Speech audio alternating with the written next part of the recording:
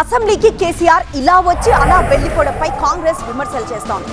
సభ్యత్వాన్ని కాపాడుకోవడానికి కేసీఆర్ అసెంబ్లీకి వచ్చారని విమర్శించారు ప్రభుత్వ విప్ బీర్ల ఐలయ్య.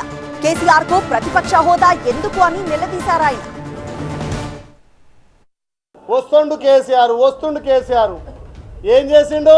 హాజరిచ్చి అటెండెన్స్ ఇచ్చిపోయిండు. అది కూడా ఆయన నెల జీతానికి ఆయన సభ్యత్వాన్ని కాపాడుకోవడం కోసం ఫామ్ హౌస్ నుంచి వీరుడు బయలుదేరి ఒక్క నిమిషం కూర్చున్నాడు, లేచి వెళ్ళిపోయిండు.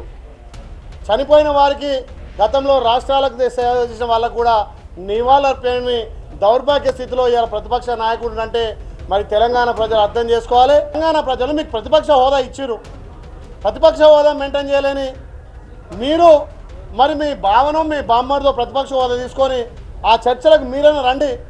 బహుశా నేను అర్థం చేయని అనుకుంటున్నా. ఇక 2 తారీఖు నుంచి అయితే వచ్చేటట్టు లేడు.